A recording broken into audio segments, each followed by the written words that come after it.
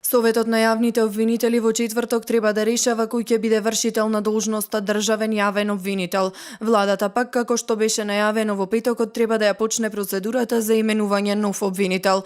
Дека влегуваат во трката за наследник на Зврлевски досега потврдија адвокатите Звонко Давидовиќ, Александар Тортевски, Александар Наков и универзитетскиот професор Сейфула Османи. Со републичкото обвинителство во моментов раководи Лилјана Спасовска, која согласно годишниот распоред е замена на јавниот обвинител во случај на спреченост или отсуство. Рокот за пријавување на кандидатите е 15 дена, откако ќе биде објавен огласот во службен весник, пошто Советот на јавните обвинители во рок од 15 дена од денот на прием на документите треба да даде позитивно или негативно мислење за сите пријавени кандидати.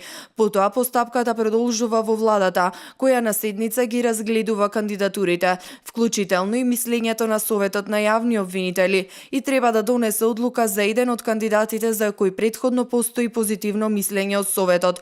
Потоа одлуката оди во собрание како предлог решение, а истовремено се доставува и мислењето на Советот на јавни обвинители. За именување на јавен обвинител, собранието одлучува со просто мнозинство од 61 глас, а мандатот на државниот обвинител е со траење од 6 години, со право на повторно именување. Извесно е дека новиот јавен обвинител ќе биде избран дури по локалните избори, бидејќи процедурата може да трае повеќе од 1 месец, со оглед на тоа што кандидатите треба да добијат мислење од Советот на јавни обвинители, а владата само еден ќе предложи како кандидат до собранието.